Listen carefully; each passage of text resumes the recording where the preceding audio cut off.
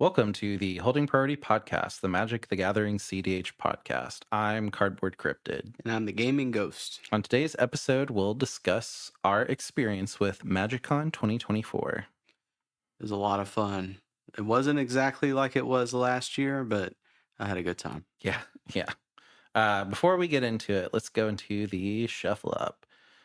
So we just had our Foundations episode, and I've seen a lot of people watching that, listening to it. If you have already listened to that and you're in this episode, please like, comment, and subscribe on both. We had a ton of views, but not really any more subscriptions or comments. And then if you're also listening on a podcast, please give us a 5-star review. Leave us a comment there if you can. Some of them only let you just leave a review, but if you have any feedback for us, please let us know, good or bad. Or something you might want us to talk about. Yep. And then speaking about Foundations, if you are interested in picking up any of those cards as singles now, or because you listened to our previous episode, please use the TCG Player link. It's free for you. It lets TCG Player know that we sent you there, and we get a little bit of a bonus for sending you. It helps the podcast out a lot, helps us upgrade the podcast, helps us work on new things. Really helpful, and doesn't cost you anything else. It's on the link tree, which will be in the description of the podcast or YouTube video.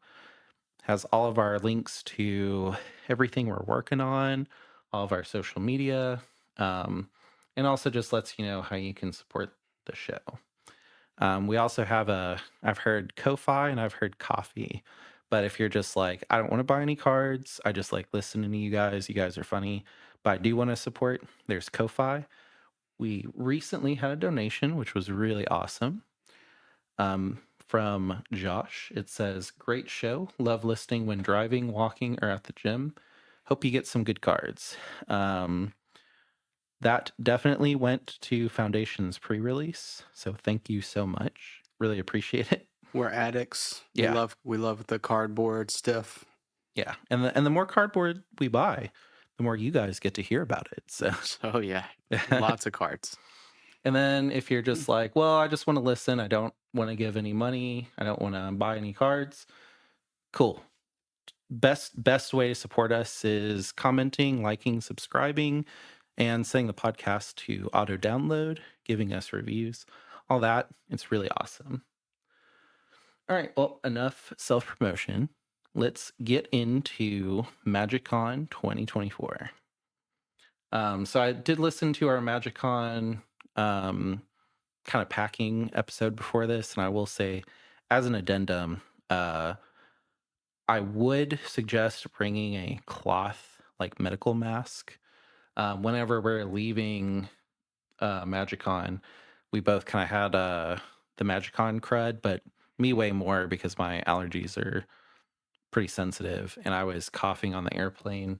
And they do have like paper masks that you can use, but definitely not as nice as having like a comfortable cloth mask. Yeah. Would have made me feel a lot more comfortable in the plane, just because you are like, kind of packed in on a plane.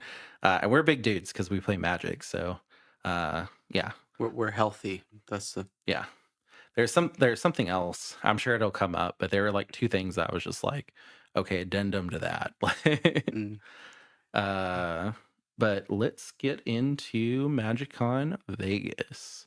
So day one, what do you have to say about that? So I was kind of expecting the same scenario.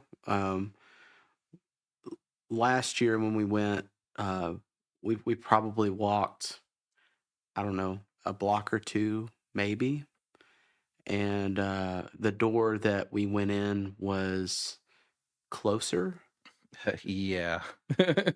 So the first day we ended up walking maybe like a mile and a half to get there, or ish. Yeah. It It didn't. was it was a lot. I have a smartwatch that like documents my steps. And that first day we'd done 21,000 steps, almost 11 miles, like in total. So I mean, It wasn't terrible. I It mean, was terrible. you're around a lot of like-minded individuals, so you hear a lot of the banter that you're used to or you like cards and such.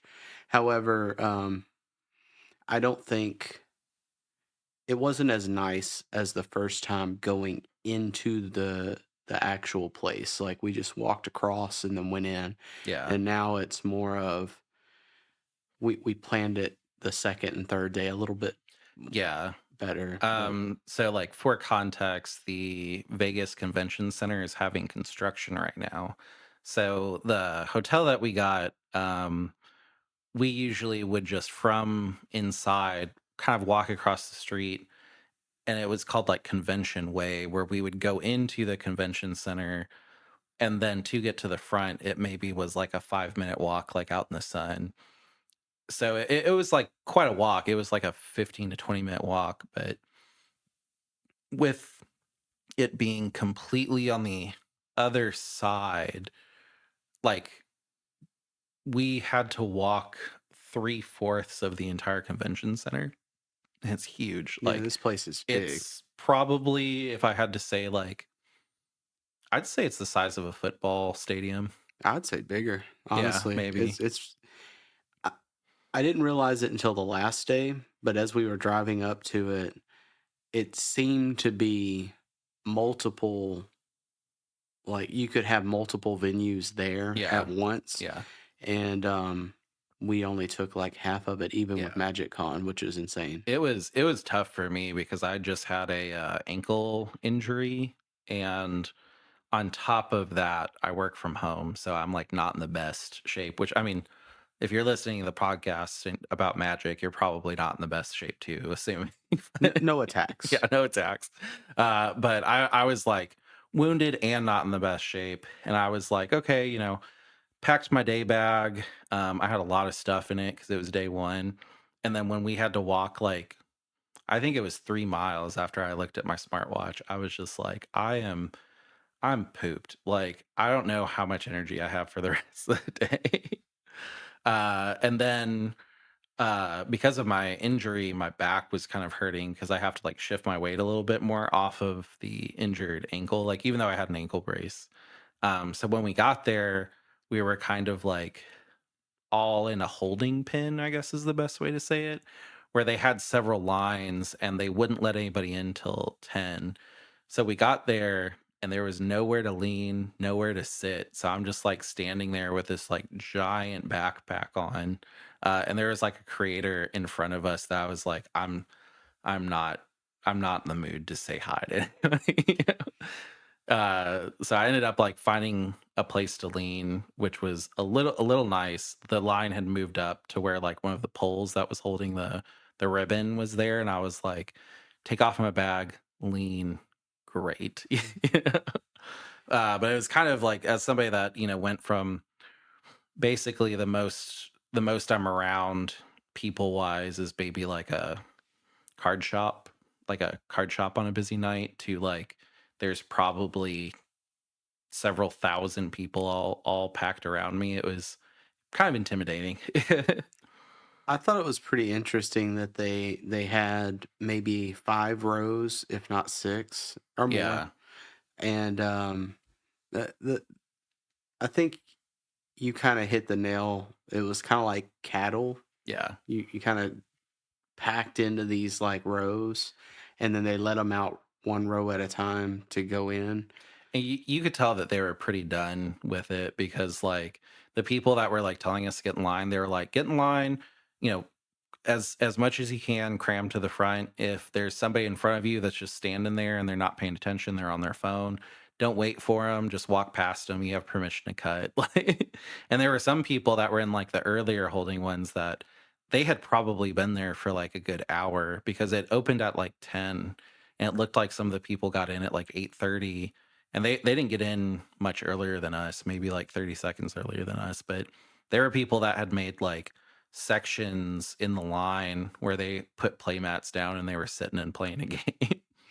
Yeah, I think in those cage or cattle lines, I think we only stood there, what, like 20 or 30 minutes, maybe? Yeah, It felt longer, but we had left at 9, I think, or 8:30, and it took us we wanted to get there an hour early. So, yeah, I think we left at 8:30, and we didn't get there until, like, 9:30, and then we didn't get into the line until, like, 9:45. So we weren't there.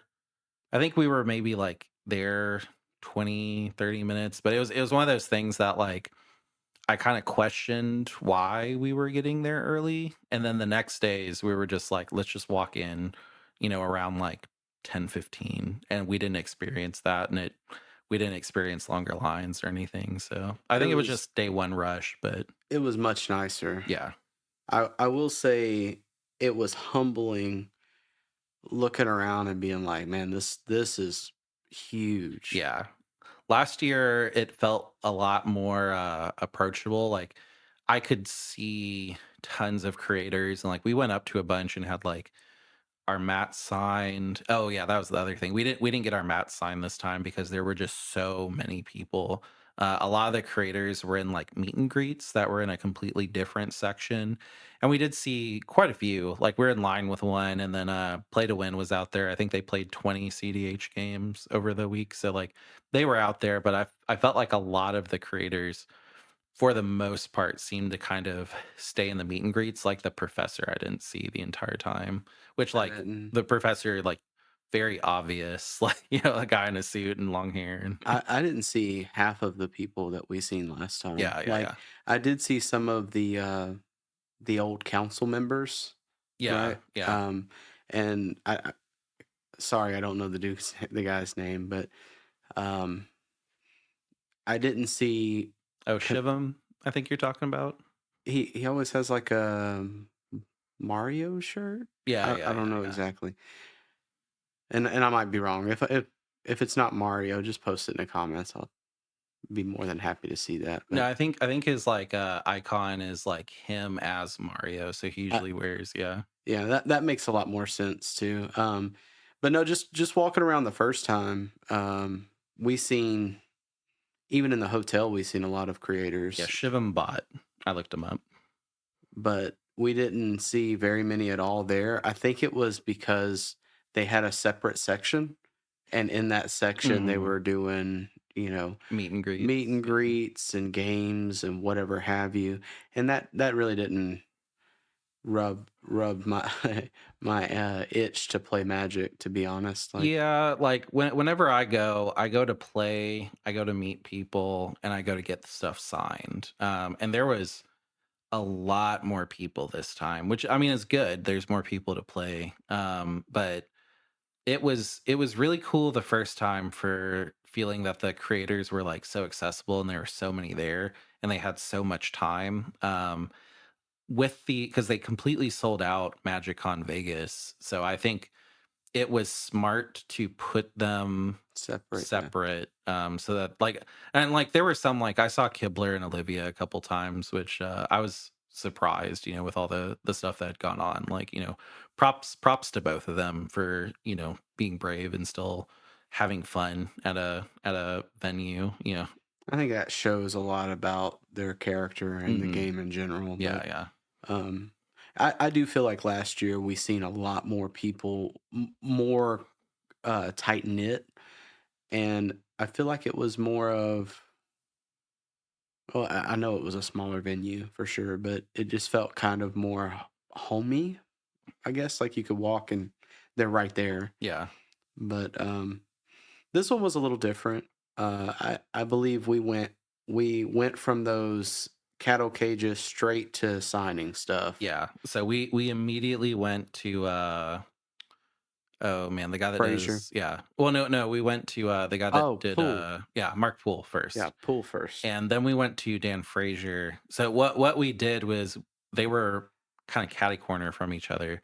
So we peeked, saw that Dan Frazier's line wasn't as long as Mark Poole, got in Mark Poole's line, and I think that might have been a mistake. Not a terrible mistake, but Mark Poole only does like, he does a lot, but as far as, like, things that people are gonna get signed, everybody had like 3 or 4 for Mark Poole to sign, and then we got in Dan Frazier's line, and everybody had like stacks of like moxes, and they don't sign proxies. So I was just amazed. Like I thought like both of us were going to be kind of rare that we had mox diamonds, and like I Not every, probably saw like everybody had one yeah, in there. yeah, like I saw a Yeah. bunch. So his line, while it was not longer, didn't move as quick. I think we were there for like what, an hour and a half maybe. Yeah, I was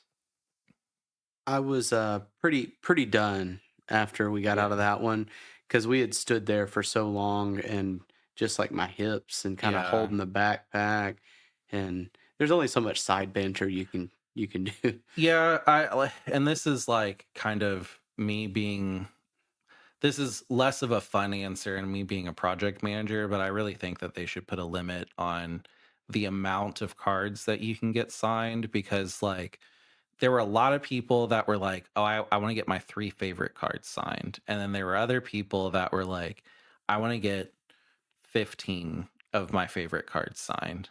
And then there were some people that were like, "I have a stack of 30 moxes," you know? Yeah, I have 30 moxes and 30 of this. Can I get this whole binder signed? Yeah. I I wish that they would put a limit on like 10 cards per, like max you get 10 cards signed.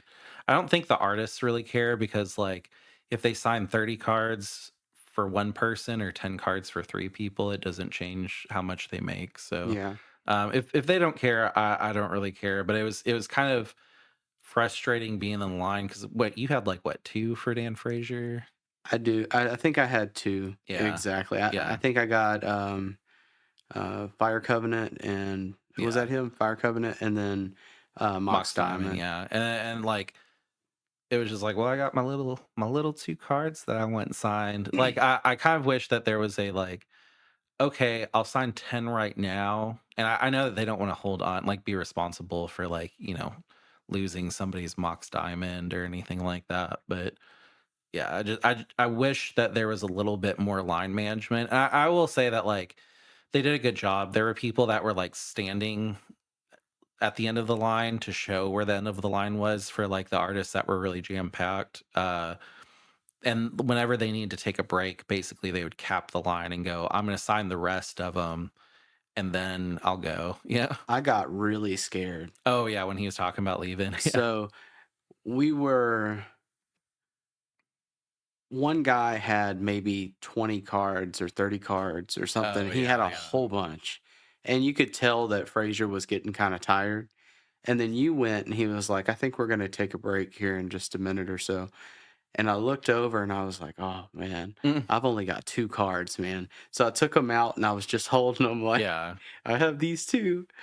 And, but a super nice dude. Yeah. And I don't think he ended up actually taking a break. I think he just capped the line and went through all of it, which I mean was That's noble. probably like 2 extra hours at that point. Yeah. Yeah, he was gunning. Yeah, he had a guy that was with him that he was kind of funny. He had kind of a cartoon voice, and like I remember I went up and I had like asked him a question, and he just started funnily going off in like a very like cartoony voice, and I was like, this guy reminds me of On a like Saturday morning yeah, Saturday cartoon. morning, and it was like the voice and also just like the amount of like energy. Like he was hyped to be there. Oh Like yeah.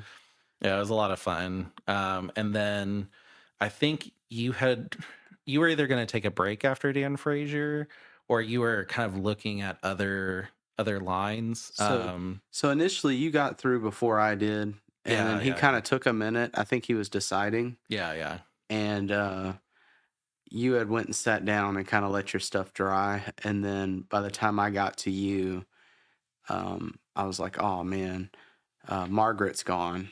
And then she was right behind it, the artist of I can't think of it at the Lionside Diamond. Lions. Yeah. I was like, I can't think of the card now. I can see it, and we sat there for a minute, and before we went to the Ghostbuster guy, I'm terrible with names, guys. Yeah, no, I'm I sorry, y'all. literally as you were talking, I was like, let me look up the next artist. So yeah, while you were waiting, I kind of just walked around, and I really wanted to get Anson Maddox to sign my Animate Dead, my Land of War Elves, and maybe like my my null rod. And I had gotten in the line and I told him I was like, Lana Where Else was probably the first card I ever got. Um, Whenever I'd gone to a comic book store way back in the day, they were selling singles, and I remember like the side profile Lana Elf that he does is like very iconic, and to me it looked like it was like a dude that had like a scorpion wrapped around his head, like as a kid. It was pretty cool looking. Yeah, and I told him I was like, that was the first Magic card I believe I ever bought. And he went, "This one?" And then just took out the original and, like, placed it on the table, and I was just like, "Oh, this is cool." And I didn't understand that it was the original. Mm. I thought it was, like, a thing that he had painted to, like, sell, like, as a thing. And then he dropped the Animate Dead, and I think he saw that I, like, wasn't as taken back. He was like, "No, these are the originals, like, you can touch them." And I was like, "What?" And I and I was like, "This is so cool." And he was like, "Do you think people would, like, pay to take pictures with them?" I was like, "I'll pay $5 to take a picture with it right now, like, this is so cool." He's like, "No, no, no, I'll do it for free, like, I liked your story, I just thought it was funny that you came to get these 2 signed because I had forgot about Null Rod." And, he was like, I decided to whip them out, and, yeah, you can take pictures with them, and, like, his assistant, like, got my phone and took pictures, and I have, like, I'm holding the original Animate Dead and Lana Where-Elves, which is probably, like, one of the more iconic cards in both of those colors, and I'm just like, "What?" Yeah, definitely. And then same thing, went through his line really quickly. The guy that did the Ghostbusters Secret Lair, he does all of the '80s art. His line, no one in there. So Well, I well, hold on. You're stealing my thunder here, man. but I was first. No, because I walked up behind you, man, and I was like, "Oh, he did the time twist, not time twister, transmute artifact too, right?" Oh, yeah, yeah, And I yeah. was like, "I'm gonna get my transmute artifact Yeah. signed." And I go, "Did you get your null rod signed?" Yeah, yeah, yeah, yeah. And you're like, "I did not." I was Yeah. like, "Well, I'll get it for you, man." So that was my thunder. Yeah, I'm done yeah. now. No, I'm I done. forgot about that. And then while you were in the line getting my card signed, I went over to that guy, and it was really interesting because he said that he did all pretty much all of the '80s, like because he did the Dungeons& and Dragons one too, and Uh, he had War of Invention. yeah, yeah, that whole set.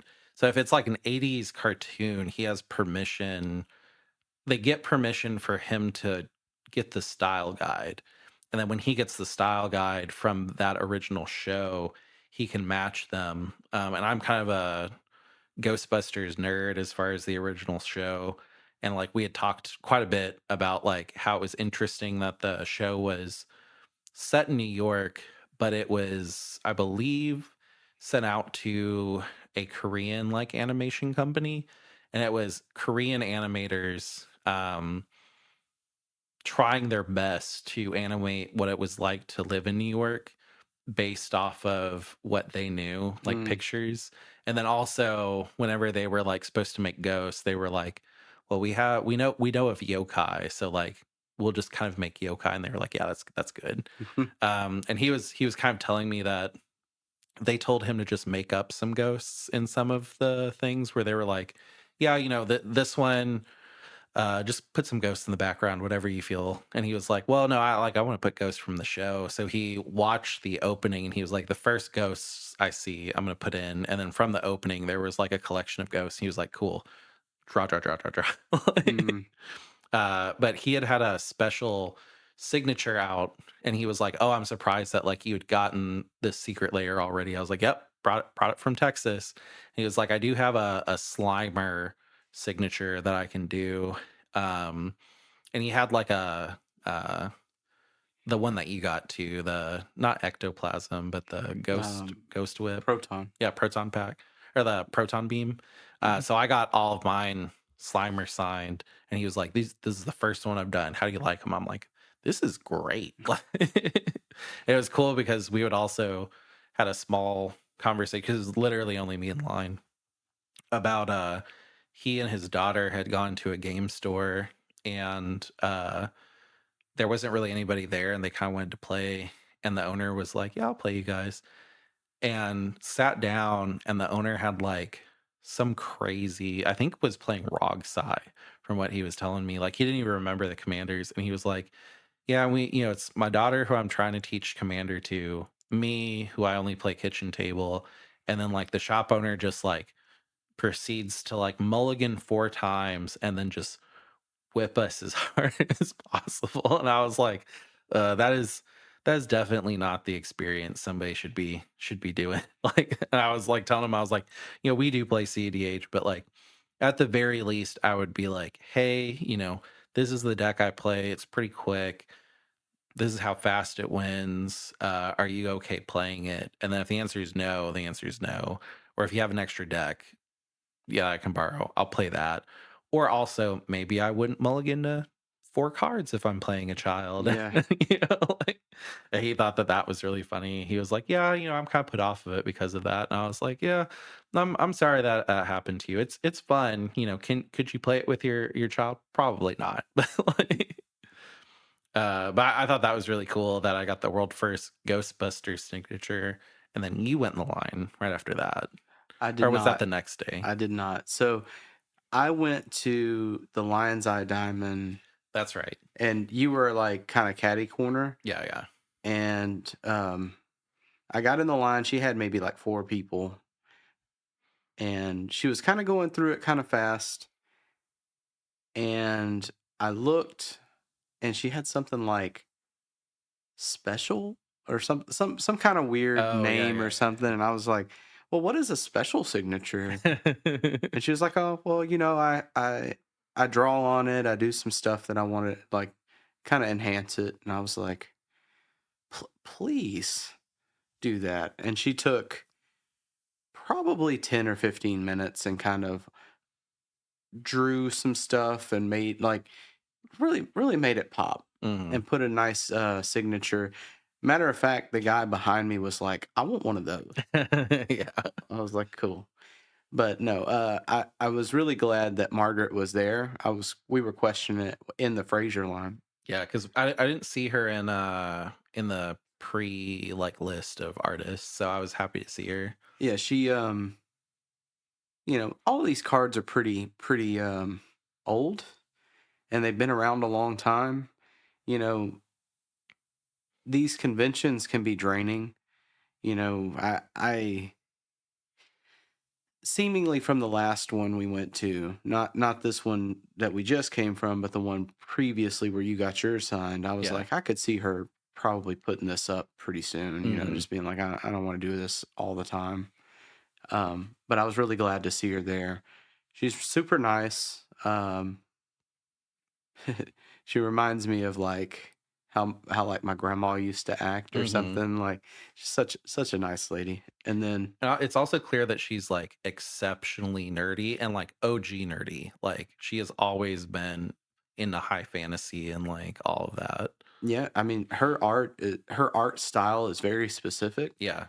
and it reminds me of like 80s storybooks. Yeah, yeah. If I had, I mean, that's like the closest thing I can think of. Almost like woodcut art from, like, fantasy, like, Yeah, old, like, 1900 books, I yeah, could see that too. but, Um, like, very vibrant colors, like, I mean, if you've seen Lion's Eye Diamond, like, if she gets something, she goes pretty hard with it. well, after I got it signed, which she kind of put me to the side, and she was like, "Well, yours is going to take a minute. Do you mind if I just sign these real quick?" And I was like, "Psh, do what you need to do. I'm cool with it." And then the line kept getting longer, and she's like, "I'm gonna have to do this one. Yeah, I'm yeah, sorry, guys. It's gonna be a minute." yeah. And again, awesome. Like I have to me, it's very unique. I don't know if she's done another one the same way or not, but That wasn't available last year, so, yeah. it mine is a very unique Lion's Eye Diamond now. And you came up with your Ghostbuster ones, and I was like, those are awesome. Yeah, yeah, You're like, there's nobody in line. And I look over, and the line's like all the way around. yeah. I was like, well, that's not going to work right now. I'm tired of standing. You're also being kind of nice. So I last year with Lion's Eye Diamond, I'd gotten two cards signed. It was the Cape of Leeches and the Lion's Eye Diamond. And she had fallen asleep during the Leeches signature, and like the marker completely, like, went down, like, over the card, and she had to replace it with a well, she didn't have to, she was nice to replace it with a artist copy where, like, the back is blank, and she was like, "Hey, I'm sorry, whenever I was signing your card, like, I felt like" she didn't say that she fell asleep, but she, like, fell asleep, and, like, the entire time when you're waiting in line or, like, before you're waiting in line, I was just like, "Hope she doesn't fall asleep while she signs your lines." Like Yeah. I mean, and again, like I said, she's super nice. It's at no point was she rude or anything.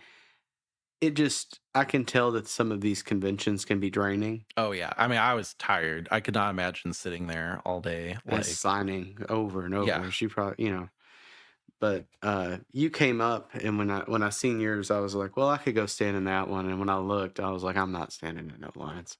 I think yeah, we scalped one or two signatures on our way, like yeah. going back down, but what ones those were, unless you remember, I don't really remember which one. We pretty much stayed up there till so we were there for, like, 3 hours getting signatures, and I think we kind of were just like, "This is day 1, we've walked a lot." Like, I was really tired. I like yeah, I was by the time we got there, I was kinda drained of my energy for the day, and, like, I will say once I got in and I was getting stuff signed, like, I definitely, like, perked up. The momentum kept me going, but after, like, 3 hours of signatures, I was like, I'm tired, like, I'm thirsty." The other thing was, like, last year, they had, like, water coolers everywhere for everybody because they knew everybody was gonna be, like, kinda hot, and, I didn't pack water. I packed like powder for water, assuming there would be water there. And the convention itself like has a thing that you can put your water bottle at, so like that can never run out. Because I mean it can, but it's attached to the city water supply.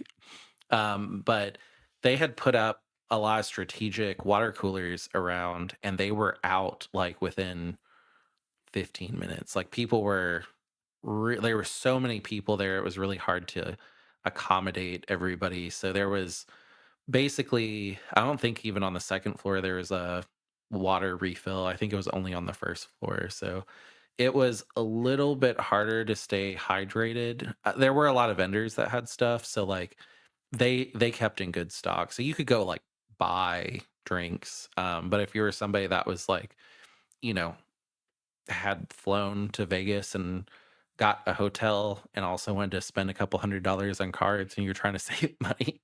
It was a little bit harder to stay hydrated this time too. So like while we're in the lines, I kept looking at those like water coolers being like, "Oh yeah, when I get out of this line, like I'm gonna hit that up." And then by the time we got out of the line, it was completely dry and I was just like, "No." But yeah, we were tired. I think we probably called it after like 3 hours and we are just like, let's go down the play area and play, and we just played a bunch of CDH games, which it was nice to be able to kind of match up with CDH players. I think it was a little bit harder this year than it was last year. It was a little bit I want to say that it was pretty organized. Like they were Yeah. moving, they were doing, but there was just so many people. Yeah, So the like people that were organizing it well. It was I feel like there was less percentage of CDH players, and like bands were completely fresh. So like I don't think anybody was like, "Oh, I'm not going to go to MagicCon," but like I think when we got down, we played a couple of games. Like we went and got a competitive thing and sat mhm. down. And Well, I think too, and maybe I'm misremembering, but we got the competitive thing. We sat down at a table where someone had been waiting like as a singular player, and then we were waiting for a fourth, and then this guy sits down and he was playing Kennen, and I believe his son, he was like, "Oh yeah, you can go play at another table." And I was like, "Didn't we play you last year?" And he was like, "Oh yeah, he was on Kennen, right?" And I was like, "Oh, it's you." Yeah. Like, so he knew exactly who we were. oh really, really? Yeah, yeah. Yeah. He was like, we played last year, man. That's awesome. Yeah. But uh, super super nice guy. Yeah. I'm He sorry knew if you listen. Kennen really well too. Like I'm sorry if you're listening and I forgot your name. Just I'm a terrible person. But no, Yeah, he I don't remember. I'm really bad with names, so I want to say his name was it wasn't necessarily something as um common, yeah, yeah. uh possibly even Greek or something. Like I want to Mhm. say something like not necessarily It wouldn't be like John or John, yeah, something. yeah, That's where I was John going. or Chris or yeah. Uh, but he was real fun to play with again. Like his Kinnan had gotten clearly more scary, Yeah. but he was having the same problems with Kinnan of being, big bad all the time. So I also exclusively played, Timna Kodama. I did bring Atali, and I had adjusted Atali, but the more I thought about the Atali, the more I was just like, "Do I really wanna be stealing cards of people I don't know very well?" And it's just I'm not gonna say I don't have fun with Atali anymore, but, like, Atali is pretty much like I it's a deck that every time I wanna summon my commander, it devolves into a bidding war of should I or should I not counter or silence, and I have to convince everybody at the table that it's okay. you know? So it's like if you want a deck where every time you summon your commander, it's an argument, and the argument is like, well, you could flip into something, and then my argument is, well, maybe I don't flip into something. Like it's fun, but it had trouble before the bans, and I just but I mostly just didn't want to take cards of people I didn't know very well and like hold on to them, especially at MagicCon. So I was just like, I want to get some practice with Timna Kodama, so that's what I'm going to play. And I think every single game I played Timna Kodama, and I think he played Sisei almost exclusively. I played Sisay pretty much, and then I tried to play some TNK, which is Timna Crom, but Blue Farm just didn't have the luster as it used to. So it was pretty much just Sisay. I will say, for reference, we played. Uh, it was me on Sisay, you were on Timna Kodama, and then we had Kinnan, and then the other person's was I can't remember exactly, but it was a lot of Kennans because after the nice guy left, another person sat down and he was playing Kennan. So it Yeah. was like, okay, well, there's two Kennans. Yeah, we overall, not to like spoil, but we saw a bunch of Kinnons. I think we probably played 5 different Kinnan pilots. Yeah, for sure. Um 3 different Yuriko pilots, 2 different All forms. Olivar the all form pilots, and then like some people that swapped in, like we saw Magda, Tyam. There was a couple people that were like, I have never played CDH before. Do you mind if I sit down? And I was just like, Absolutely, that's great." Like Yeah. please play with us. Like Yeah, this is my high powered deck. Can I play? Of yeah. course. But that kind of does it for day one. A lot of what we do usually is like day one is get all of our chores done and then just enjoy as much as possible the next days. I will touch day one just a second and say that I wanted to go and buy some cards. So I was looking for some Oh high yeah, dollar yeah. ones. But after the signing, I could not. Like, it was so much. Yeah, and a lot of the things that you were looking for were like things that not everybody would be buying, like guys' cradles and like Yeah, dual lands. yeah, I mean, the dual lands kinda go quick, but, I was looking for a Gaia's Cradle and uh, not Tundra, ugh, Taiga. Taiga, yeah. And like I'd had the same experience where like the merch line was on the same floor as the signatures, and I knew that I had I needed to buy t-shirts because I would run out of fresh t-shirts on day 3. So I was like, I either got to do it today or tomorrow. And the entire time we were doing signatures, the line was so long and it was moving so slow. Like if you were in the merch line day 1 and you told me that you waited 3 hours to buy stuff, I would Uh, believe it. yeah, I would Yeah. believe. Like I would actually be like, yeah. that wasn't that bad, Yeah. probably. So the line, well, we'll get into it on day 2. But yeah, the line was insane, and I was just like, all I need is 2 shirts, so I'm not waiting through that. Did Um, Oh, go ahead. I'm sorry. oh no, that was it for me. Did we go to the um cool stuff line before we left day one? That was day 2. That was day two. Yeah, Yeah, yeah. we were so done Yeah, with day yeah, we one. were done with day 1. So day 2, normally I kinda don't go into, like, the personal stuff we did, but I'm gonna brag on this one. So we, uh we had gone to go get breakfast at one of our, like, more favorite places in Vegas, and they told us it was, like, a 30-minute wait. So I was like, "Cool," we're in a hotel that has, like, gambling.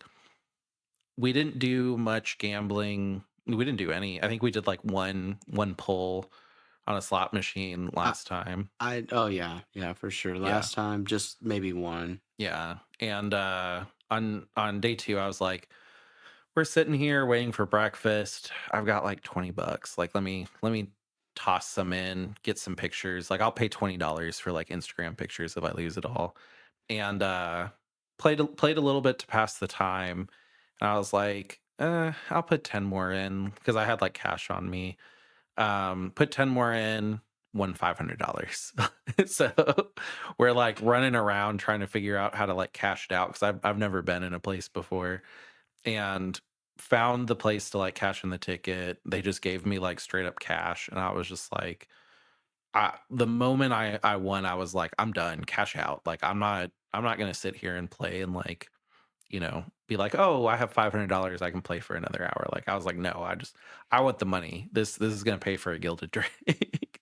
Well, we were also waiting on our to Yeah, be yeah, seated for yeah. this And pretty nice we restaurant. still waited like 5 or 10 more minutes after we figured it all out. So yeah, I thought that was pretty cool. But that place was so good. Yeah.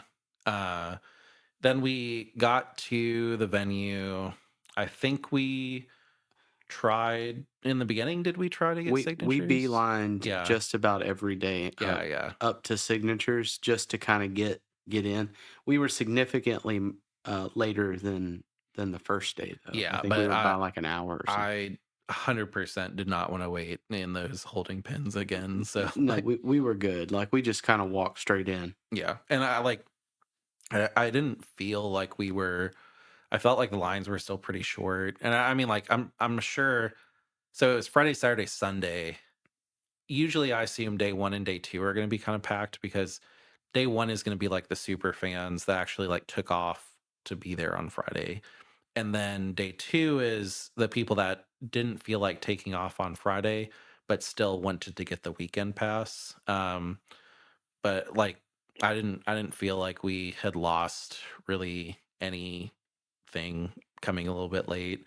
I think we kinda mostly wrapped up our needs signed on day 2. So day 3 would have been just like pure, "Oh, okay, like let me try to get in these short lines and Just get some extras." just snipe some of the good stuff. Yeah. I wanted to try, so the woman that did the Jeweled Lotus, I thought would be funny to get Jeweled Lotus signed because of the bands. And apparently everybody did because on day 1, her line was really long and she was just handing out come back in 3-hour tickets. You know? So like she was so many people wanted signatures for her that she had to create a queue where you just got a ticket that you came back at a certain time and waited in the line. So I was like, that is, and she did Odawara as well. Like a couple things I would have wanted signed. Um, I believe I got Kenrith signed on day 2. Um, I don't think I got too much signed on day two yeah, it per wasn't a se. lot. I think I got Elish Norn signed and Kenrith and a couple of the other things that were kind of like in my need pile, and then a couple, of course, like a couple things in my want pile too. But I'd completely knocked out on day two my need pile, which was good to be a day ahead. I think day two, after we kind of fiddled around with the signatures, we split because I wanted to wheel and deal some of my cards. I went to MagicCon with some uh, some pretty high dollar cards that were really just like serialized and some special arts.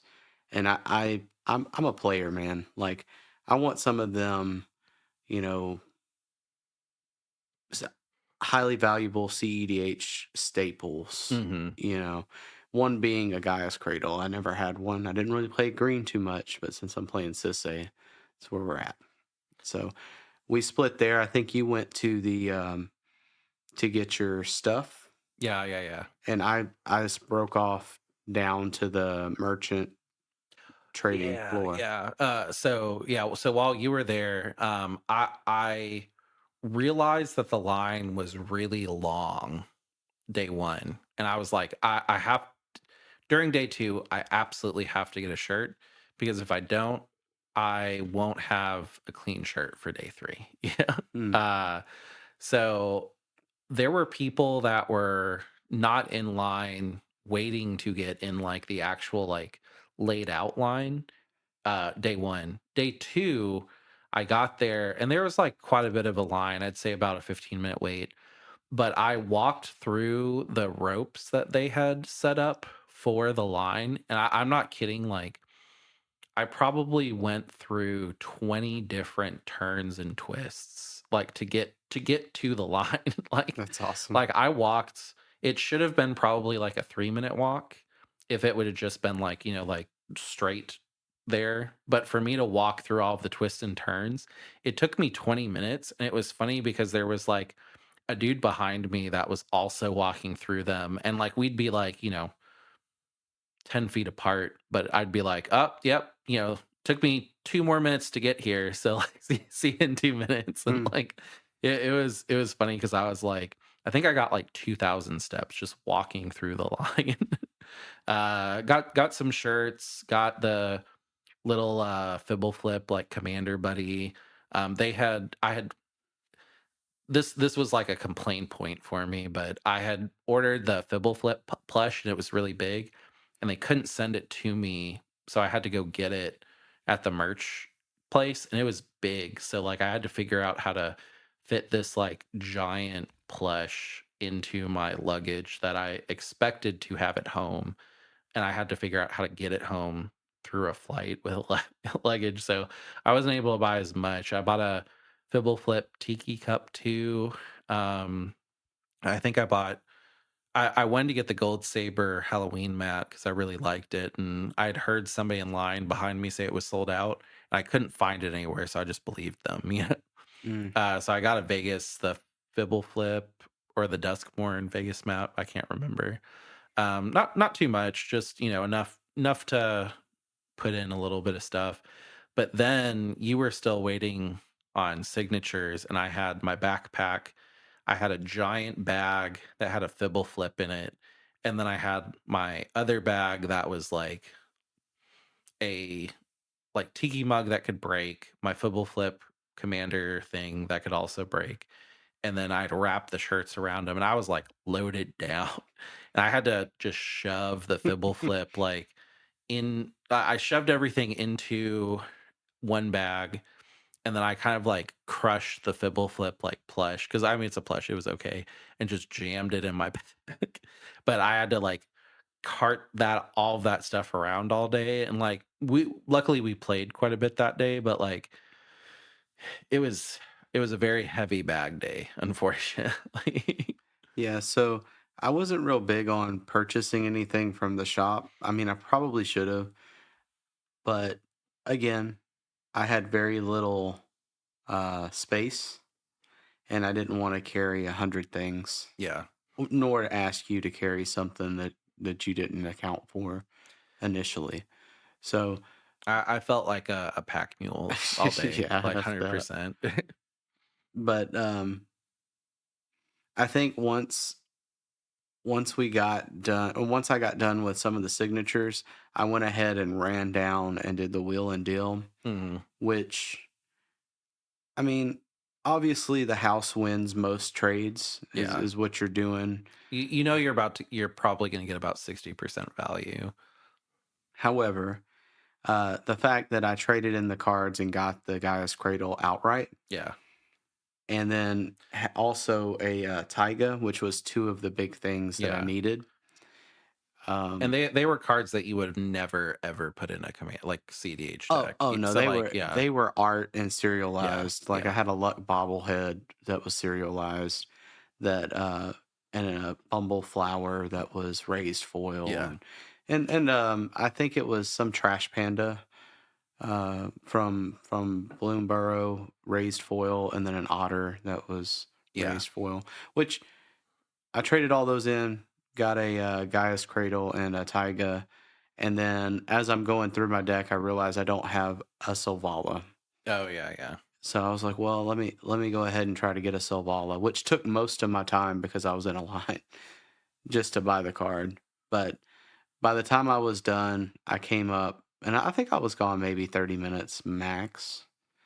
But you had already kind of sat down, and I think you had even found a group to play, which, or maybe you were coming down from the. I don't remember exactly how we hit it, but we went straight to playing games, which was yeah, the yeah. rest of the time because Well, not the rest of it. So I'm gonna go in my potty humor side tangent. well, I mean, we were playing Yeah, for the yeah. most part. So we were playing, and one of the guys that sat down to play Kinnan, he had clearly, and like he had really good proxies, but they were like clearly, like you could see that they were proxies because he printed them out and then put them on basic lands. And he was in the command zone section. That is kind of like the curate section. I believe last year you had to pay for it. I think we did pay for it. No, we didn't pay for it. Last year we did. Was Yeah. it like included in the ticket or It something? was like 20 bucks. It was like very tiny, but we had paid extra for that specifically. I don't know if it was at MagicCon. It might have been at a Command Fest. No, I think it was Command Fest. Yeah. I think Um, if we did pay anything, it had to be within the tickets because I don't yeah. remember paying. Yeah. This time it was included. But one of the guys running it came over and was like, "Hey, this is a like magic sanctioned section. You can't run proxies." And he was like, "You can complete your game, but you can't be in the command zone. You have to go to like The free the play. free play." And he was like, "All right," and like he was like fine with it, and I was just like, "That's strange." Like I get it, but that's strange. And I was playing with proxies as well, and I didn't realize it because for the most part, all of my deck is put together, but like the really expensive stuff, like Guy's Cradle, Mox Diamond, and then like the dual lands.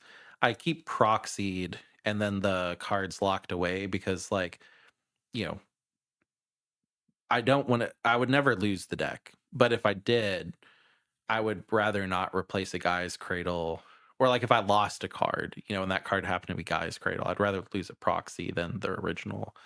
So just proxying those cards keeps my deck value down $2,000 to $3,000.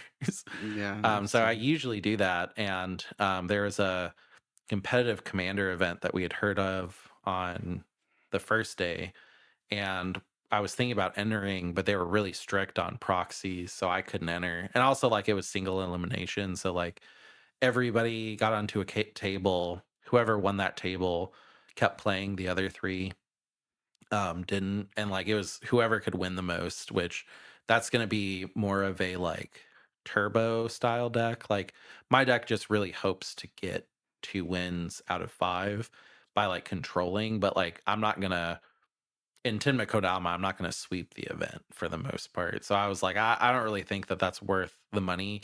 And then also I can't even enter anyway because I forgot I had proxies. So another addendum to the previous one is if you want to compete in any of the competitive events, make sure you don't have any proxies in your deck. Yeah. I Um, I think that the single elimination was kind of bitter tasting for yeah, most of at least our type of scene that plays competitive yeah. because I mean, you could have a good hand, you could have a really crappy hand.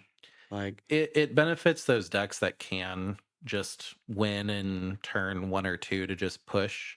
So, like, if you're playing Rogsai, like Rogsai or Evelyn, like those colors especially, like it really benefits them because they're like, okay, I'll push. If I get stopped, I get stopped. If I don't, I eliminate everybody and I just move on. Yeah. yeah. Um, but we were playing after that guy with the proxies left, and we were waiting to replace somebody. And I was like, "Hey, I can see the bathroom from here." While we're waiting, I gotta go.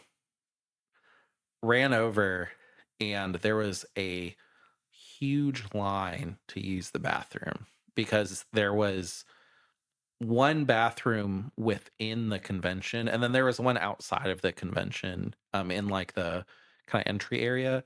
But basically, I think it was like what 10,000 people max, and I would say 80% of those are guys. Yeah. Well, Uh, substantial. yeah, so like there was a 30-minute wait to poop, and like there was a really long line to use the urinals as well.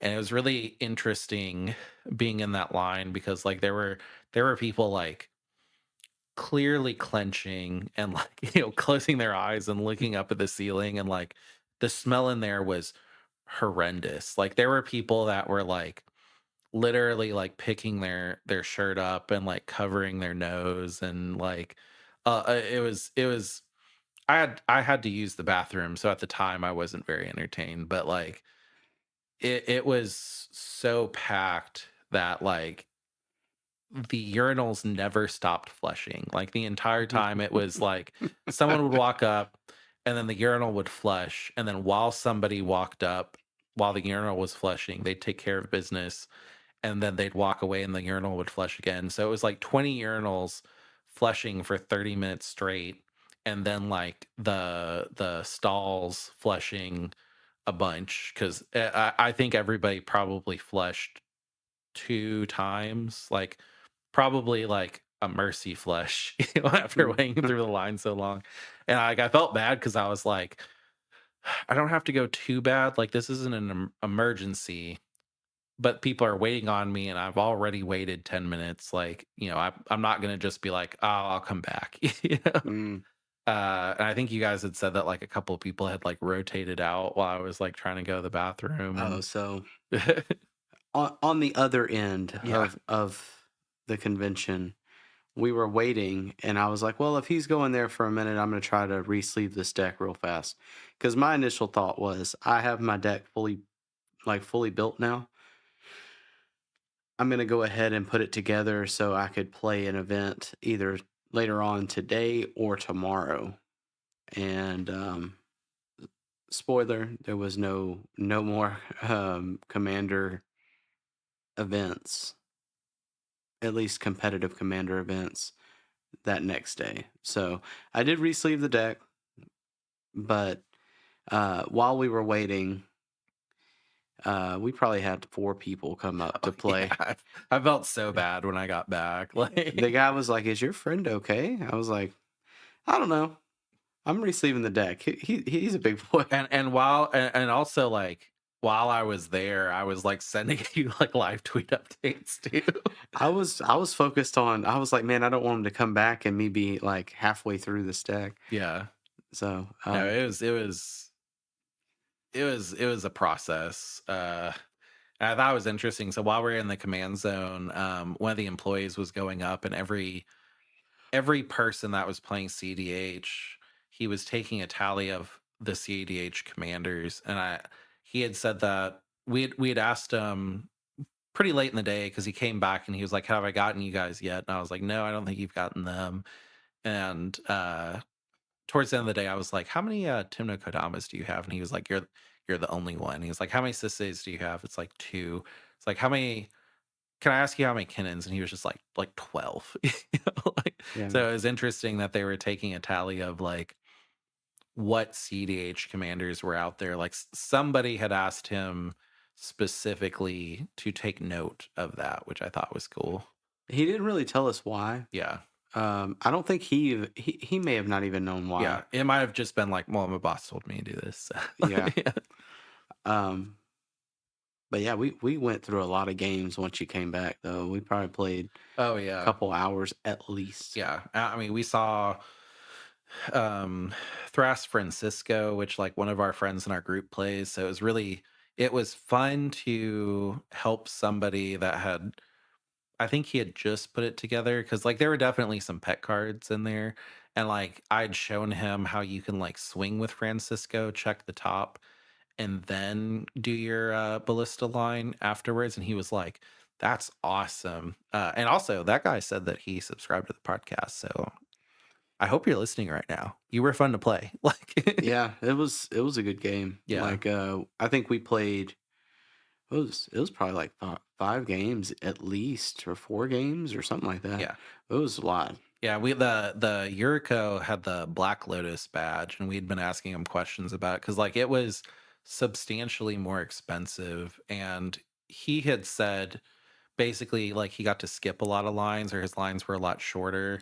So he like recommended it. I think he got in like 30 minutes early to shop too or something like that. Yeah, And they also had like their own lounge area with like no one else could go in there and there were like cokes and stuff like that. I think it was like a pretty expensive, like several $100 more expensive than the normal one, but I mean they had it last year too, the yeah. year before, but I uh I mean, if you have the money, you can't put a price on your enjoyment. So like if you have the money to spend on a trip and it's only like a couple $100 more for you to substantially more enjoy the trip, like I get it. Like he swore by it. Like yeah. he was really happy that he did it. He's like, this is the way to go, which um I think I get it. I think we fit fo to Black Lotus for the most part, just like routinely checking the lines and stuff like that. Yeah, I mean, well, 'Cause they didn't have priority on the signatures, which is what we cared about.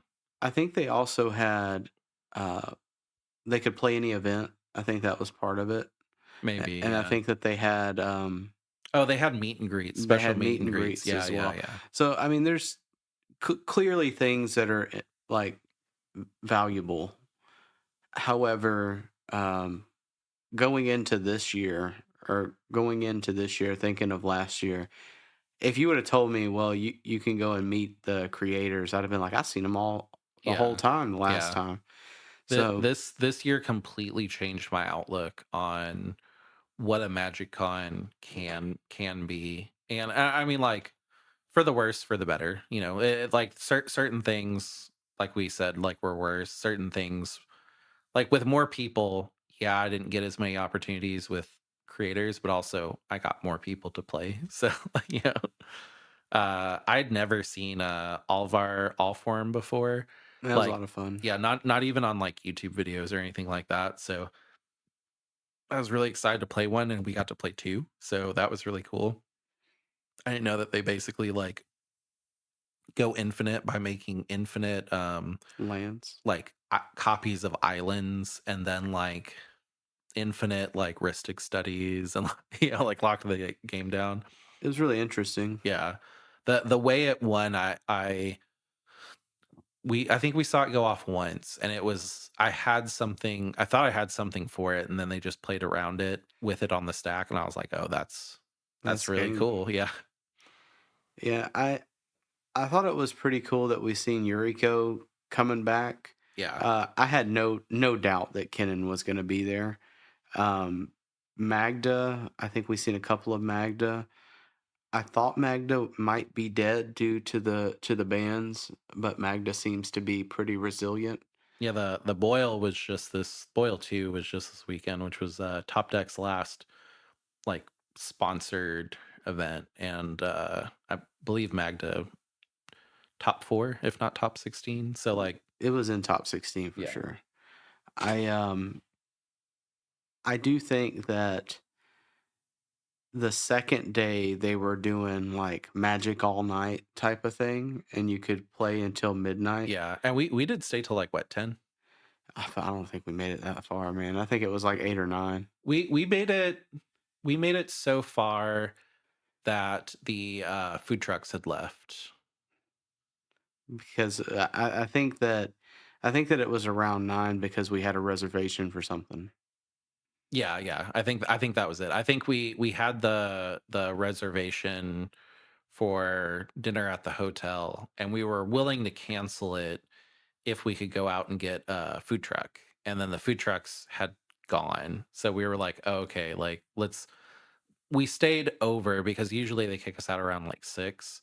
Um and we were like, okay, we still got like a couple extra hours in. Let's go get food and like had awesome food. Like, I'm gonna notate this too on the convention itself. Um,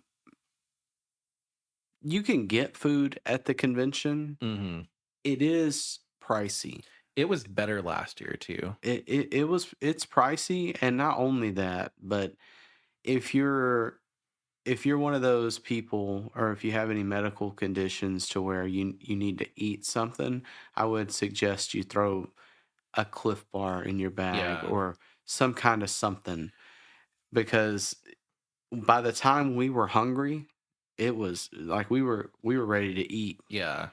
If you left the convention, the food trucks, like food trucks are always pretty expensive, but they weren't nearly as expensive as the food inside. And then this year, um, I guess we weren't in the same place, even though it seemed kind of the same setup, because there was a like basically gas station setup where you could just go get fresh food, check it out yourself, and then sit there and eat. And that wasn't available this year. It was just like maybe a couple of vendors that were on like the second floor and first floor, and I was starting to crash. Like I did bring a Cliff Bar, but like it just didn't, it was one and it just didn't do it. So I was like, I kind of want a Powerade too because like I want something cold that's like gonna give me some sustenance.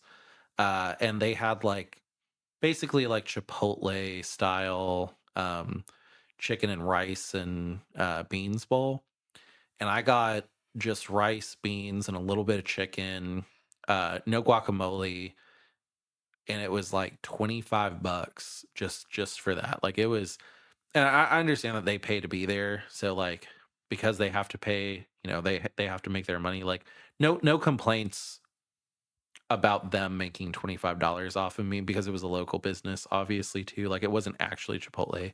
However, it did feel really bad to buy just a bowl of rice for $25, Mhm. like but yeah, it was not as convenient to eat there this time, which luckily, we had mostly prepared by going to Walmart the day that we got in, and we bought quite a few groceries.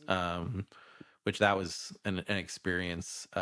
Just side tangent, they locked up everything that was $5 or more, so we had to like get an employee to unlock the like Monster energy drinks just to buy Monster, and then The soap. also body wash, and like people were getting like mad like too, like which understandably, but like it was really interesting to be like, "Hey, I wanna buy this $5 body wash. Can you unlock the cage?" Like It it's always good to kind of pack lighter, and then if you need something, do that trip, yeah. because you get into a side adventure. Um, I think the only thing we did after playing so much on day 2 was go and get our stuff from the, I don't know what you would call it, like our prepaid stuff, It was like the gifts or whatever. the convention booth, but I think it was like Cool Stuff Inc. sponsored, where like when you buy the ticket, you go buy and you pick up like your counter spells, like your convention cards. So we got like the Doctor Strange counter spell, which was interesting because before that it was released at New York Comic Con. It was selling for like $300. I guess no one expected it to be given out to 10,000 people, basically, So it went down so quickly that the vendors at the venue would not take them in for trades. And I think it's like $60 now. So it went from in a single weekend $300 to $60. But yeah, I mean we got a lot of like we got 2 or 3 collectors packs in that as well. So like A comic, a bunch of yeah, stuff. yeah. Like we got enough stuff to probably if we wanted to piece it out and sell it, pay for the ticket itself, not the plane ticket, but like the Yeah, ticket there, yeah. just but I remember when we got back to the room, I think I was done. Oh yeah, yeah. I don't remember what happened after we got into the room, and then I remember kicking my shoes off and then waking up the next morning. Like, I was Yeah, no, I specifically this year, I don't know if it's just I'm older and like I also did have like an ankle injury that I was like recovering from, but like I had to make a mental note of like I only have this much energy. How do I correctly spend it to where I'm not like I knew every day that we got back, pretty much we would like walk to the elevator, get up the elevator, and then we had the elevator closest to our room was broken, so we had to walk like 2,000 steps like from the elevator to our hotel room, and every single day at the end I was just like I'm on E. I'm gonna push myself. I'm gonna roll into the parking spot basically, but I'm on E and just was out. You know, like, I mean, I think that second day, because right after we left, we went and ate. I think after I ate, I was like, "It is bedtime." yeah, yeah. But Oh yeah, that was the day that we had the steak. Yeah. Let's move on to day 3. So day 3 was kind of it was the coolest day for one specific thing that we'll get into when we get into it, but we definitely had walked into that day feeling pretty successful because for the most part I'd finished everything I needed. I hit the store, I got all of my sigs that were like necessary signatures on the cards and like they were cool. Like if you've never seen like signed cards, like lot of fun. So I was like, this day we're done. We had also been working on like how to get into the venue easier because day one, 100% walk. Day two, I decided that I was like, it's like 10, $15 for an Uber. $15 to make me feel way better the entire day is not much. So we had somebody drop us off at the convention, but the drop off point for them was still like a 50% walk. It was still like a mile and a half, which wasn't bad. Like we saved some energy, but day 3, we got this one person that was an Uber driver that was awesome that knew exactly where I was asking to get dropped off because like where the venue is, it is street accessible. Like people come and get picked up there all the time. And she had dropped us off and was like really great about it. And I was like, here's an extra cash tip, like not even through the Uber app. Like thank you so much. yeah, she was really nice. Yeah, we got dropped off like right away. Day started out great. Felt very accomplished. I think you got your Bowmasters signed and Well, you were pretty much finished with all of. We had talked the night before or the morning before where we were like, you know, if we don't get anything else signed, I can live. yeah. And I was like, well, I still want to get my Bowmaster sign. Like that's my the one that I want now, and I would hate to leave and not have it. Hmm. So when we get there, I'm gonna go up and just if it's open, cool. If not, I'm cool going down and playing games. And I want to say when I got up there, I got more stuff signed the last day than I did the first day. Yeah. No, it was I got a lot of stuff signed and some really cool like because I had already gotten everything I needed, I was like, let me see like the more expensive signatures. And like I got a couple of things signed that were like rainbow signatures or like blood splat signatures. Like the artists like you would think just card signatures, you just leave it there. But like they were very innovative where they were like tons of special signatures. You could do like $35 for like a little bit of like an altar where they would draw on it. Yeah. Yeah, it was like they pulled it out of the park. Yeah, like I don't remember all of the artists that I got to sign the things, and I'm not gonna necessarily just search them, but my full art Bowmasters, I pretty much walked up, and that took the longest time. I think maybe 20 minutes, 30 minutes max. yeah, I remember I was like zipping through lines because like while you were there, I'd like zip through a line and be like, look at this card, and I'd like zip to another one and be like, look at this one. Well, Like and then as soon as I got my Bowmaster and maybe one other card signed, I walked over to the Mystic Remora, the fish one, got it signed immediately. yeah. Walked over to Shakashima. I don't think, is it the Imposter? I think, TK Post, yeah. yeah. And I got it signed immediately, Yeah. like right away. And I think there was two other ones that I was just like just running through, and um I think I can't, I don't remember if it's not Pyroblast, it's the two red, gives you two red card. I can't remember what it Rite of was. Flame. Rite of Yeah. Flame. Ugh, terrible. But yeah, the Rite of Flame, that guy was super nice. I think he's the same guy that did Dranith, right? Yeah, because I got quite a few signed. And He did a Arcane Signet as well, I believe. I had my Dranith signed at a previous convention, but this one I was like, oh, I'm gonna use Pyro, or not Pyrocine. No. Ugh.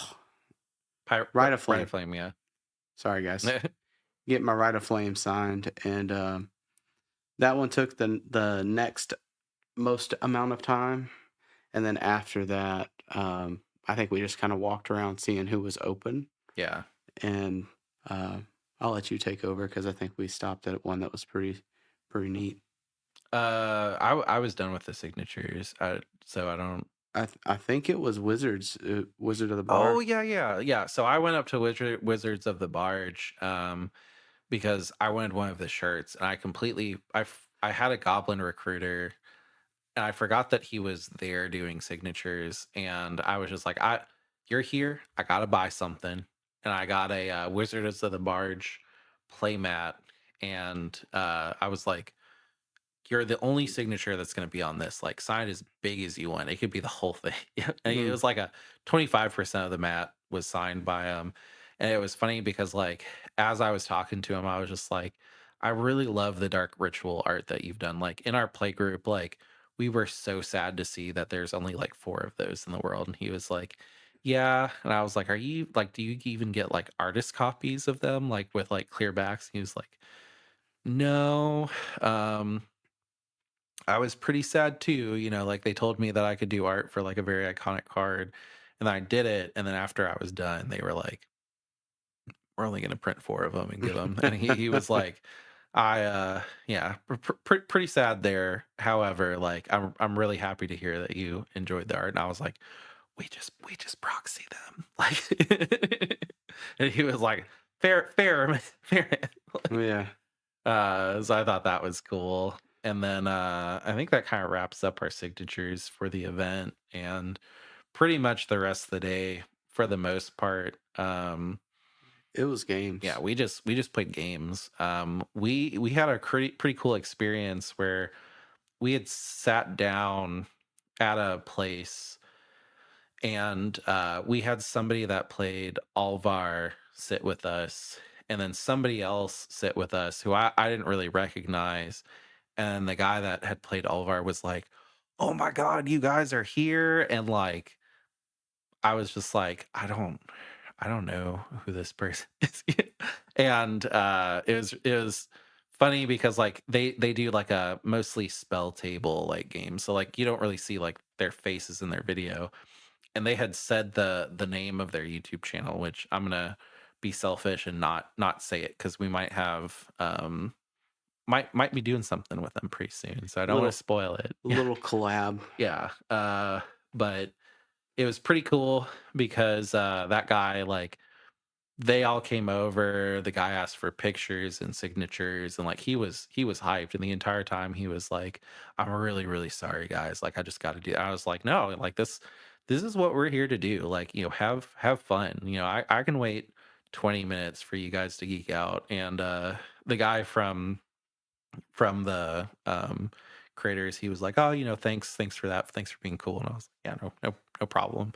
Uh, Their and their whole group was super nice though. yeah, I can't stress that enough either. yeah, Like nicest guys we probably played with the entire yeah. time. No And no no shade to anybody else. Just yeah, and like he had every right to get a little salty because like he was playing a Najila, and I was playing a stacks deck and I was last in rotation.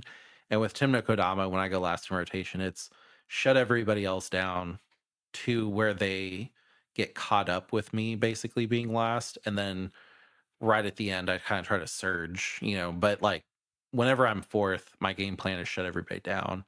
And they had cracked two dual lands on top of each other, or two sack lands on top of each other. And I was just like, ooh, I'm sorry.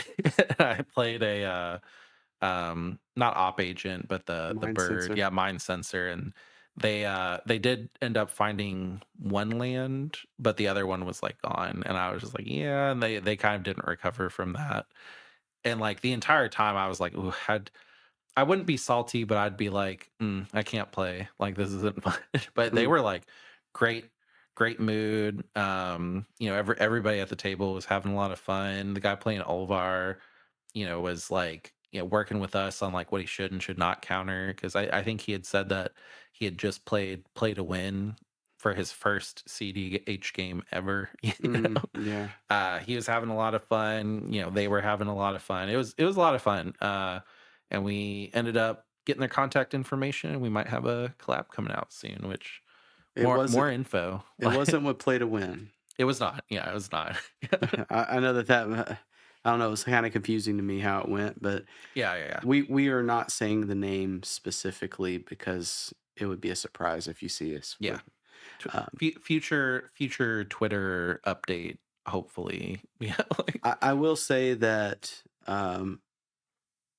the nice guys normally play more of a casual format. So mhm, he was learning a little too as we were playing, as far as like um, priority, um, which is definitely a cheeky priority slip right there. yeah, yeah, It's something that you do once and then you won't do again. yeah. It was one of those things where like I was pretty, because like whenever he cracked him, he found one, but then kept the other sack land on the field.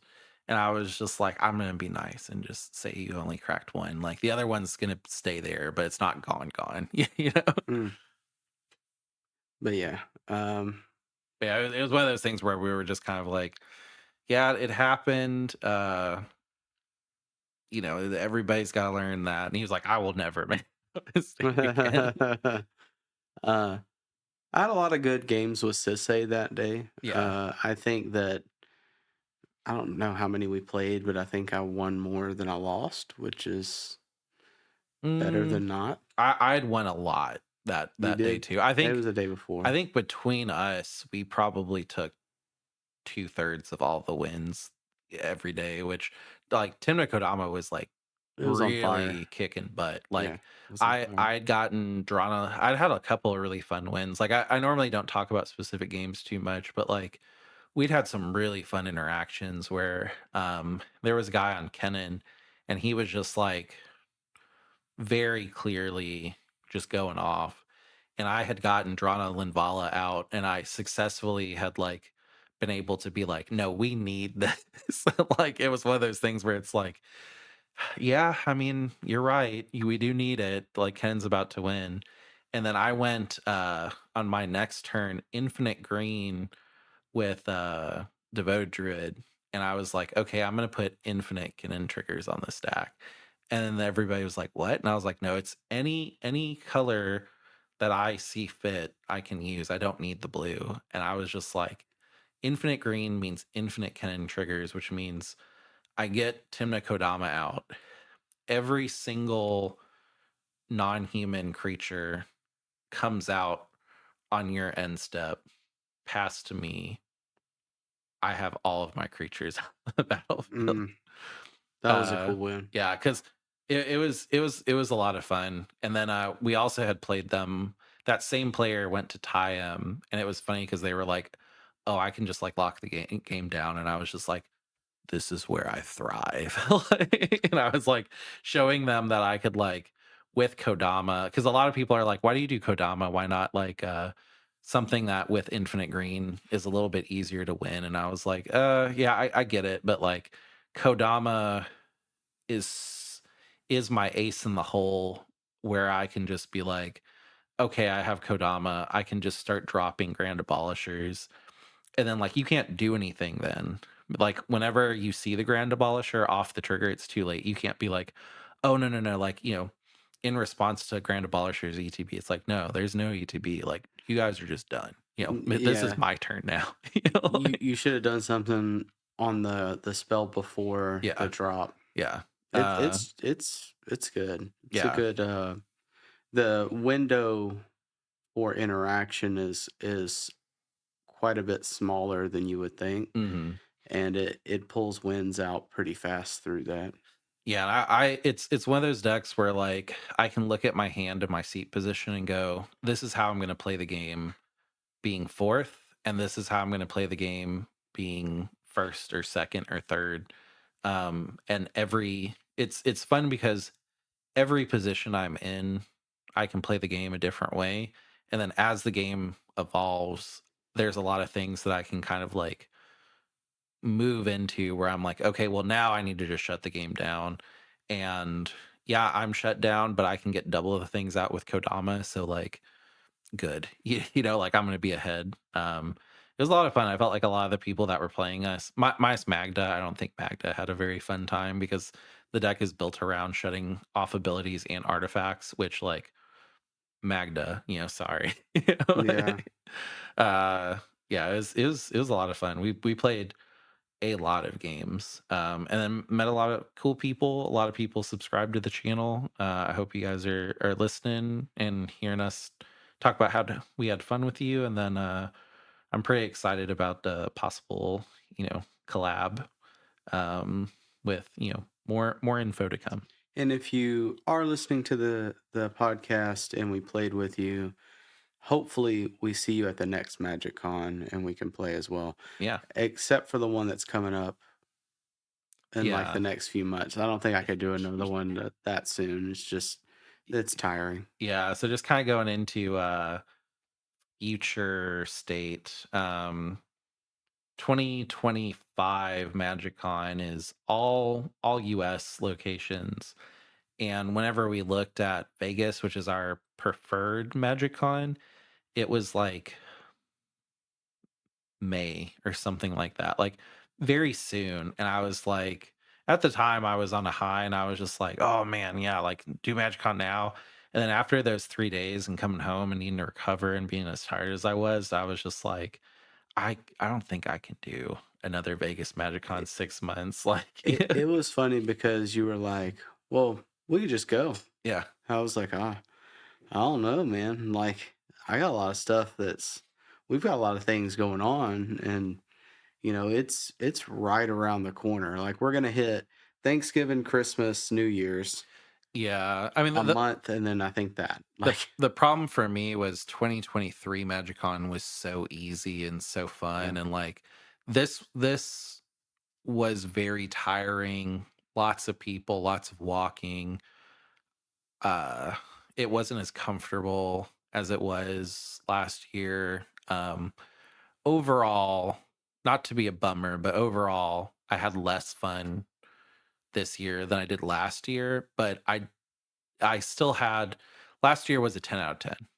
This year okay. was 8.5 out of 10. Yeah, Like, I would say it's like a 9. yeah, It wasn't as cool. However, I mean, the people make it awesome. Like when we're playing and yeah. stuff. That's really what we're there for. It's the gathering, Yeah. so when we get all together, it's pretty fun. Yeah. No, and I mean, also, like, your first event's always gonna be the most fun because, like, when I got there, I was like, "All right, get signatures, and then after that, I guess I just play games with a bunch of people." Yeah. But I definitely did learn a couple things, just make sure I don't have any proxies in my deck, or if I do, that I can swap them for events, and, also just, pack a little bit differently. Definitely still polishing, like, the convention packing list and all. And then just kind of last day, we got out pretty early. They kicked everybody else. Well, they didn't kick, but like we all knew that we're gonna leave at 6 because the venue wrapped up. So we had some time. Last year we walked the strip closer to Circus and had some really awesome Mexican food. This time we went the completely opposite way. Went to White Castle, had some like we used to work at a place very similar to White Castle, so it was like nostalgia, but like had some banger sliders. I Like, I mean, expensive food has its place, but yeah, sometimes just that quick nostalgia was it was yeah. nice. It hit the spot. We got to see a completely different part of the strip. Really easy for us to get picked up. Took a lot of pictures. Normally we're there for Magic, and we kind of spend our energy on Magic. Usually last day we have a little bit in the tank left and kind of go out, take some pictures. Drove right by the Sphere, really cool.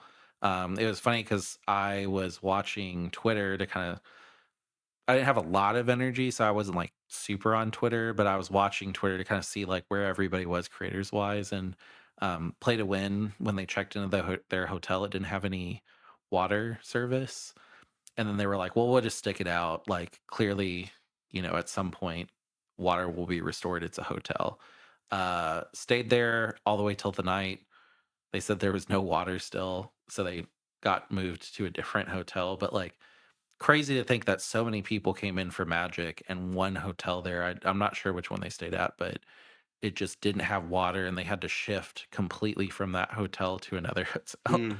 And we actually, like, we didn't run into them. We saw them in the airport when we were leaving. So I think they had like a very similar, like, fly in on Thursday, fly out on Monday. And like, it was funny because whenever I walked by them, I hadn't seen them much at the convention, and I was like, "Oh, they're at the airport. Like, you wanna go say hi?" And then, like, you kinda looked at them, and I got a second look at them, and I was like, "They look tired. Like, let's let them chill." I was like, I'm tired too. Yeah, Like yeah. we're here, we're lugging stuff around. Let's let's let them just Yeah, enjoy yeah. the quiet. Yeah, and, like, not to extend the podcast too long, but when I got back, it was, like, had con crud, pretty much slept a lot the next day, and like it took me a couple days to recover, which, like, it was funny because I was just like, Magic players, like, we're not famous for like being in shape by any means, but I was just like, there were people that were trucking it that I was just like, I feel like I'm more fit than them, and they're just kicking my butt. Like, they're just like walking by me, just like huge backpack, like loaded to the brim. They're like, I gotta play, just like speed walking. Yeah, it definitely sent me on a uh, workout journey that I will be on for the next couple months. So I ended up getting 17 cards signed, all pretty like close to the chess cards. Yeah, yeah, Nothing like I got a soul ring signed, nothing like that really, yeah, like really cool ones. And then I picked up three new cards. So um Gaia's Cradle, City of Traders, and a Taiga, and then a Savala. So four cards. yeah. I just got a lot of cards signed, probably like 25 or something crazy. Yeah. I've distributed them through my decks already for the most part. I have a couple that are like, Elish Norn, the one that shuts off ETBs and doubles your own. Like, that's a card that really borders on CDH because it's 5. Like, it's really good, but at the same time, like, 5 for that effect is kind of a lot, for because like we play tournaments. So like tournament CDH, a 5 cost creature should kind of win you. It should either win it or you should be so far ahead Yeah. that you're Um, gonna win in the next turn or so. but like I got her sign. She's kind of just sitting in the. I had like a little plastic box to keep them safe. Those are kind of sitting in there, and then there's a couple of like cards that I have used in the past, like Imp's Mischief is a good example of That would like, have been cool. yeah, it's like I have it signed. However, I'm probably not going to put it in Timna Kodama, but I want to know where it is because like it could go. Hmm. And then just all the swag, the Wolverine comic that we got, um, the Doctor Strange counter spell, the other counter spell. Like we got they gave us a lot of stuff, You get a and lot of then swag. yeah, and what was funny was because like we were playing somebody and they were like, yeah, they gave us a foundation pack to open because they were like filming people's reactions. And then we saw literally someone dressed up as a giant foundations pack like walk by, and we took pictures with them and they gave us like a Bloomborough, I think. Bloomborough. Yeah. Like where I was like, oh, it's a Bloomborough play booster. But like, I was literally thinking at that point, I was like, oh, yeah, we haven't really seen people like coming by dropping off like packs like they did last year. Like I know that there's way more people, so like they probably like didn't have as much to go around. And then as we're leaving, there's just like kind of employees like at the exits that are just like, take this, take this, take this. We probably on our way out got like what, 5 6 packs, like, I think I got 5 or 6 packs and 2 or 3 were collectors. yeah, And I was like, yeah. what is going on? Yeah, it was cool. I ended up getting a raised foil of the Golgari squirrel. I can't remember the name, but I looked it up and I was like, this is an $80 card. Like it Mm, was like the high of like, all right, well, I got a $500 win on a slot machine. I just pulled an $80 card out of the pack. I've got this Doctor Strange counter spell that at the time was going for about $200 down from 300. Now it's 60. But I mean, a free $60 card is pretty cool, especially a Doctor Strange counter spell. mm. We're still trying to figure out if we can pay for some packs with our Wolverine comic at our local game store. Yeah, I looked at my comic, not kind of getting off topic a little bit, but I looked at my comic and it's not as pristine as I thought. It has like a little tear through the plastic, which Oh, I mean, I as long as the comic itself is fine, though. I maybe. I'll Yeah. see if she cares, but yeah, for the most part. Yep. Anything to add last minute or? I would say if you're thinking about going to Magic Con and you have the means, by no means am I saying, shirk your responsibilities, but if you can do it comfortably, it's a good time. Yeah, we had a friend that it was his first time, and he had no interest in getting signatures, but he was coming over and seeing all the stuff that we were getting, and he was like having a blast. And like he had come by and like checked a couple times at the table and like was just like showing off his magic tattoos, and like he had a blast. And his whenever he was planning to go to MagicCon, him and his wife got pregnant, so he was like, oh, she still really wants to go. So he was kind of like carting her around, and I was tired too, so I was telling him, I was just like, yeah, she's like a trooper for like walking this much. And he was like, oh no, she's having a blast, like Mm, yeah, it was really cool. Enjoyed it. yeah, I I think that I think we said it the best in the beginning. Like, it wasn't as cool as the year before, but still a really good time. Yeah, and like, you know it's hard to beat that first experience. Like I definitely the reason I kind of brought my friend up was like I saw that spark in his eye that I didn't have that second time. So I think it might have just been like a little bit cooler of an experience, but also like first time, because I think it was like the first time you'd been in a plane for like ever, right? Yeah, it was Yeah, my first, quite a bit scary. yeah. Not as scared this time, Oh, but it I was was less. I was more scared coming back. Like, Oh, I wasn't. I yeah, was a lot more. we Oh, hit some gnarly turbulence on the way back, and it was pretty scary. Oh, well, it was coming in. Yeah, coming I in. think coming in was a little Yeah. bit more funky, but I mean, even then, just in general, the whole package of the plane was a lot better than the previous one. Oh, yeah. So I think to me, just, you know, I in general, it was a more smooth ride.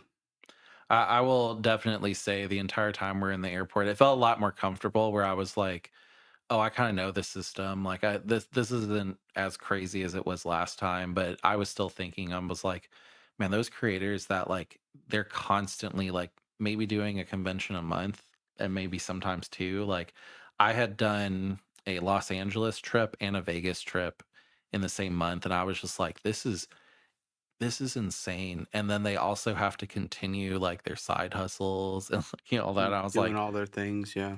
They're superhumans. Like, yeah. All right. Well, that is our episode. If you listen to it all the way through, please make sure to like, comment, subscribe on YouTube, leave us a review on podcasts, and just in general, keep listening to us. We really appreciate the support. And if you went to MagicCon and you seen us, post a comment. Yeah. And then also just, post a comment if you want to find our social media. It's in the link tree. Just click it, follow us. I'm pretty good at responding to comments and messages. So if you want to say hi or that you heard yourself on the podcast and you just wanted to say like, hey, thanks for including me. It was cool to hear about myself. Let us know. Yep. All right. Thanks. Bye.